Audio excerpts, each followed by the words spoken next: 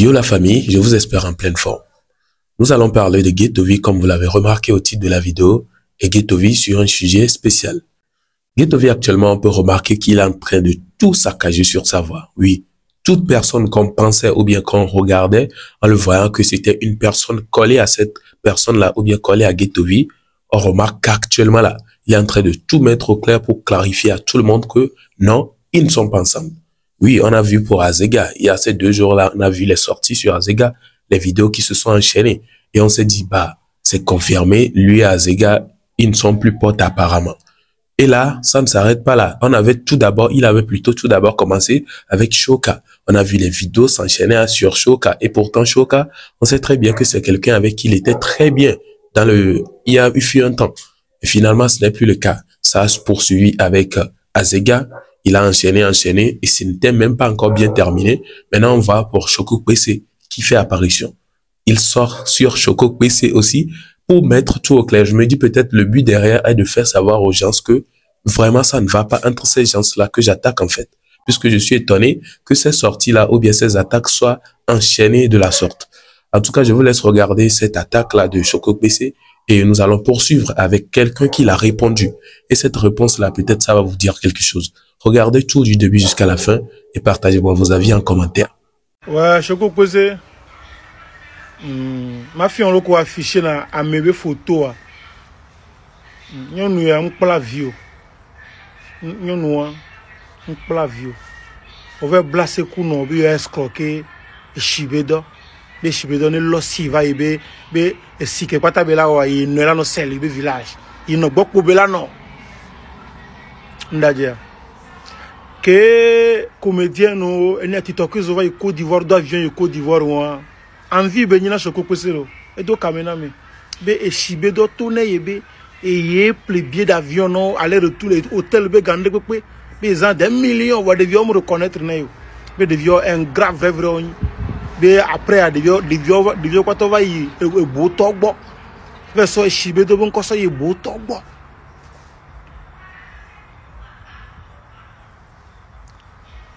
hein kususu bena nyamba c'est ma bonne vidéo pour ne m'attaquer des vieux comme tu ne veux me doit signaler chibedo to be nous parce que be chibedo blonné quoi be chibedo be ena 5 kolo 6 millions à l'onde be 5 kolo de fiese à l'autre magasin à l'autre toi oui million quoi couche c'est be chibedo be gamoso planning balé toi oui ni mnya be nyon que chibedo gbona soko pese ya be ne yo na mo voir c'est be ne mo c'est zomblo ne mo pola téléphone bank badabula zomblo bien no kota Choco Pesé jibina e no kota ne vana ya e na bene fon e va sur TikTok que zo ame pada oni e nu ke chibedo ona wa e nu ke chibedo ga me jibe ya nya me nyole chibedo gbo après e to tourner nya be chibedo a fait que ku noa ma vion be ku ko do chibedo ntia marché wa que ku hein e sron e noa nyanga avion be plan ko wa amede wo sia owe sia ya we ko se o ve blase ku no ne no mu fian fito a ata blase ku ke la lon fia camion va wa e do camion quoi e ka vele zwa ma ke kwa mi amenye oh ame o zunyi so on va défendre e nous kem trop live au kafui ke be trop live au kafui won ga me be ta plan won ke ta plan ku no va e trop live kafui ke be zi trop live kafui ke a même trop plan jiwa e trop live le zi yembe amenye ngbe no nyi so ba me a obem no pono donc a ngba mai no wa go lo video le kafui a ojo ho ga ya nkele jo ye enu ba ke po gwa tro video gwa to le nenya zreka embe yo chale kele jo fun me be an be ne etone e wa promesse na be ye ne préparer nous le be village ne ya sorti temps lo ya lo si alo ya lo nova e zan e be ga kinkin be na de ne va fun jour pa ya ko ga kinkin le sia mba ba afike le fia e ga no si ya tro e ga no me yo e yi no yin Choco Pesé loko zo chibedo do yan chibe e donye wa wona sa lo donye wa wona za tona démenti au voin d'into nous bio a mi abelo no via domino va ke galesia o lo si bo le lo enene o lo si bo le lo enene elema lekelema zuna eshibedo do mva bina jigo yo eshibedo onu kwa be eshibedo me badae be gagbe brede le si kwa be mnyafi ke nto be pogalo kwa etona nyanene be mnyafi ke be pogalo be gagbe be ga foki le si ku be le na de vieux kwa by heart amenento to bogale le na mo wa je le vieux ya kwa eto wa re edanyana ona eto mu wa Soko pese mitage ba fi egbe a enu akere jolly jiwa onto we na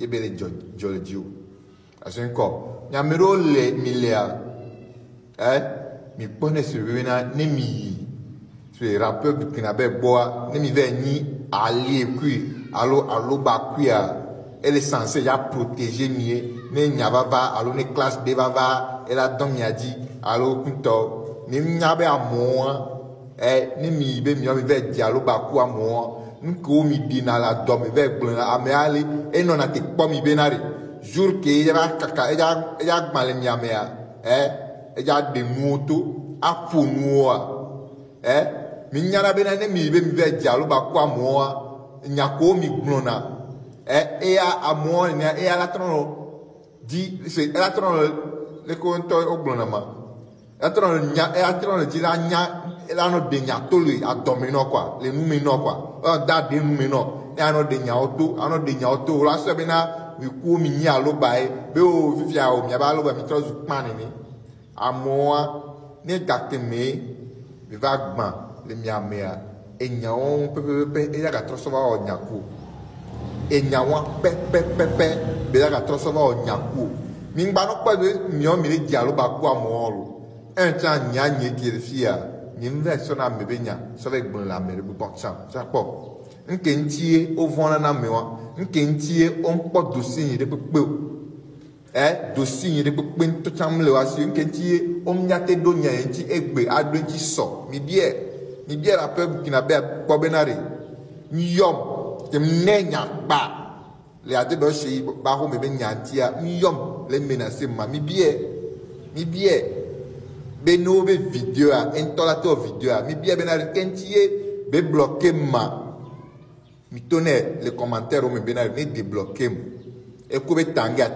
ja ni po vidéo ne voya bloquer mvo tangue ni po vidéo no vo bloquer ke e ko la mi be concerter mi no mi be po mi no bena ame bo e via mi be o mi a bloquer yo mi a ni ke le fia ni ve gbona me be nyale amere be nyale inbox me njaba so amere be nya so agbon no jesi agbeto kwa no se me jesi agbeto nya ne ti adom na uso ata no ja agbon nya me ko mi no gbon mi be nya ona amia be nya c'est vrai o la te edobe odura do amere ke o la no gbon nya ona wa mi a jesi ame ko mi do la no gbon mi be nya ona e de vivere ami sibira ko na be o nya ne mi jaro ba kwa mo be de ni mi ngba so mi be nya o adom nya o so gbon na mo nya no te po be na ne jour ke va glel mi ami tu kalaba joa e la so nya so gba nya ni ke fia a je mu possible ngen ti o vona na mi o ne wa to mi tore be so gbe kware be ne va nyamle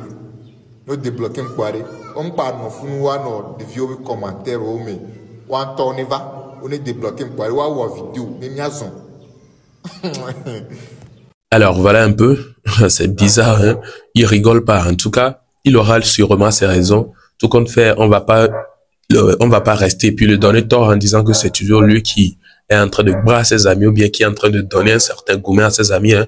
Non, il a sûrement les raisons. Lui, chacun marche sur ses principes. Il sait la raison pour laquelle aujourd'hui il est avec cette personne et demain il n'est plus avec la personne. Et on peut remarquer beaucoup de personnes qui disent comme quoi si il a pu se séparer avec Azega, c'est qu'on déjà s'attendra à ce qu'il se sépare aussi avec Neymar.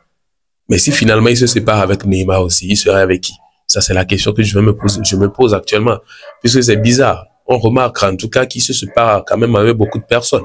Mais on n'avait jamais cru qu'il allait se séparer aussi avec Azega.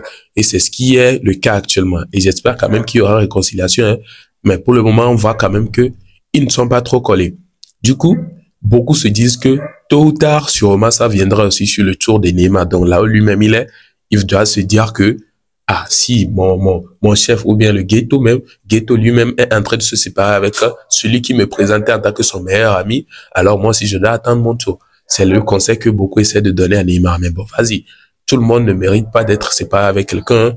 Lui-même, il sait que actuellement, il n'y a pas assez de personnes, ou bien les gens qui étaient le plus collés à lui, il les a détectés en tant que peut-être de mauvaises personnes, pardon. Du coup, il les a éloignés. Du coup, il va essayer d'analyser en tout cas si Neymar aussi est une bonne personne, alors il va rester. S'il n'est pas une bonne personne, alors c'est qu'on va s'attendre à ce qu'un jour il nous fasse savoir que lui et Neymar aussi, ça ne cloche pas. Et là, ça va partir au clash et tout. En tout cas, on ne le souhaite pas parce que ce sont deux personnes, on peut voir qu'ils tiennent toujours la même logique. Quand Ghetto dit quelque chose, c'est que Neymar aussi est d'accord sur ce point. S'il vient, il attaque quelqu'un, c'est que Neymar aussi n'est pas, n'est pas en bon accord avec cette personne-là. Donc, c'est deux personnes qui vont presque dans le même sens. Du coup, pour eux seulement, leur séparation là seulement, si ça a pu avoir lieu, c'est qu'il y a un souci. Ouais, c'est qu'il y a un souci. En tout cas, partagez-moi vos avis dans les commentaires. On se retrouve donc à la prochaine pour une prochaine vidéo puisque nous sommes à la fin de celle-ci. Portez-vous bien. Ciao.